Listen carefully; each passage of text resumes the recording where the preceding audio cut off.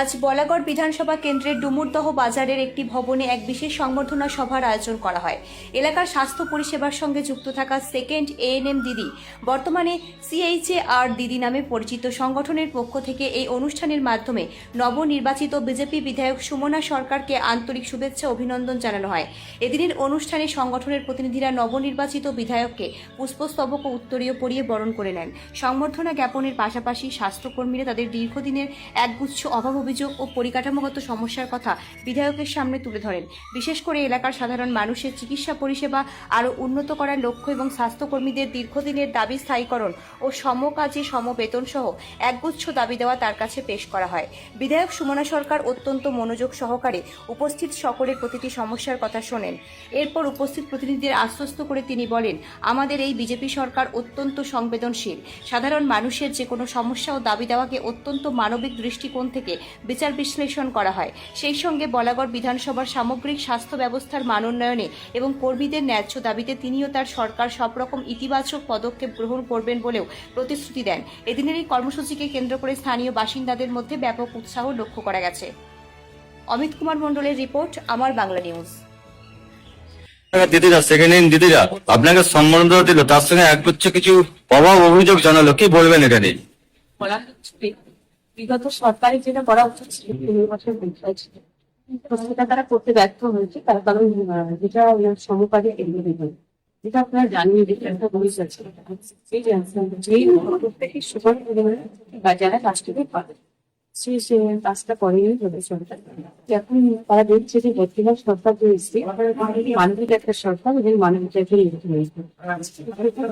একটা মানুষের তারা দেখতে পাচ্ছে আমরা এই জায়গায় বললে আমাদের তারা আজকে আমি যেহেতু লোকাল তারা আমার কাছে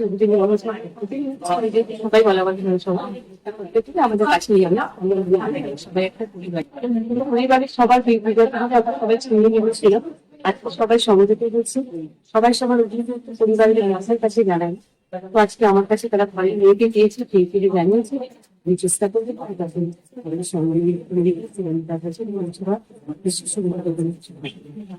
বিগত দিনে দেখা গেছে এই দিদিরা বিভিন্ন সময় এই ওনাদের পাওনা নিয়ে যে অভাব অভিযোগ নিয়ে আন্দোলন করেছে, রাজপথেও আন্দোলন করেছে। সেখানে দেখা গেছে বিগত সরকার যে ছিল পুলিশ প্রশাসন দিয়ে তাদের বিভিন্নভাবে হেনস্থা করা হয়েছিল। তারা কি নতুন সরকারের দিক থেকে কোনো মানবিক পাবে? নিশ্চয়ই পাবে। দেখুন, আমি বিগত সরকারকে আমরা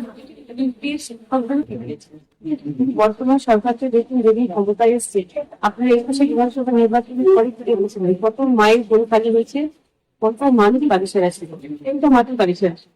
আজকে 26শে বিধানসভা নির্বাচনের ক্ষেত্রে আমি আমার বিধানসভাকে দেখি অলিভার ওয়েস্টবেঙ্গলে তাকে দুটি কোথায় একটা বাড়ি ছাড়া আছে, বা যদি কেউ থাকে আমি আপনাকে বলছি আপনি আমাকে ফোন নাম্বার দিন, আমি তাকে দায়িত্ব নিয়েছি তাকে বাড়িতে দিতে পারি।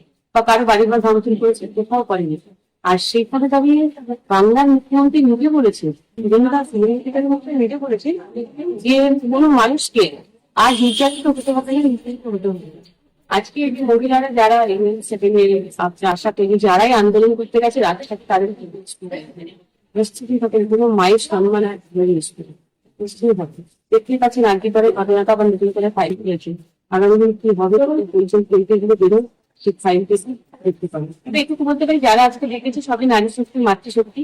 আর আমাদের ভারতীয় জনতা পার্টি আমি বারবার বলি যে অত্যন্ত মাতৃশক্তিকে সম্মান দেয়, এবং বাংলার মুখ্যমন্ত্রী একজন প্রেসিডেন্টকে বসে তিনিও বারবার নারী শক্তিকে সম্মান দিয়েছেন।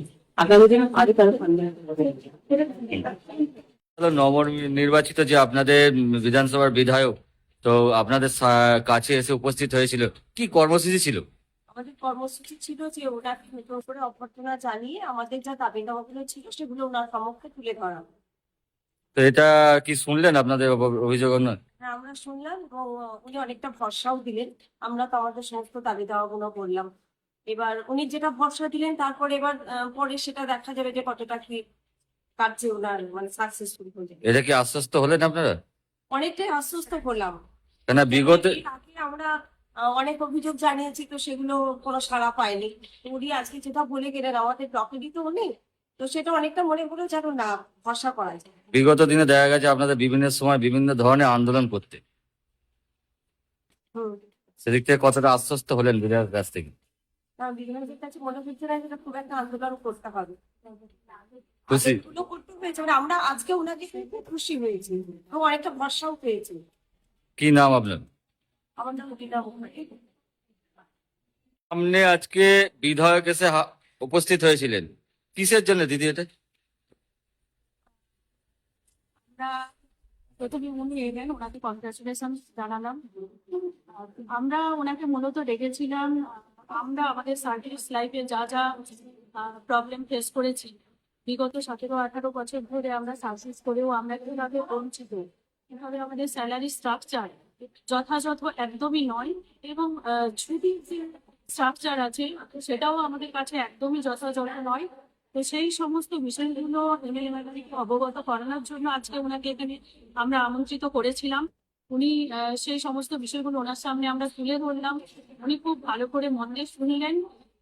আমরা চেয়েছি ওনার মাধ্যমে মাননীয় সিএম এর কাছে আমাদের সমস্ত যে দাবি দাওয়া সেগুলো সুন্দরভাবে পৌঁছে যাক। উনি কথা দিলেন সেইগুলো সমস্ত বিষয়গুলো ওনার কাছে সঠিকভাবে পৌঁছে দেবেন। আশা করি ভবিষ্যতে আমরা এর সুফল পাবো। তো ওনাকে এখানে আসার জন্য অসংখ্য ধন্যবাদ। আমরা ওয়েট করবো, আশা করি সেগুলো আমরা যেগুলো চাই সেগুলো আমাদের পূরণ হবে। কি নাম আপনার? আমার নাম লীলা কামাল।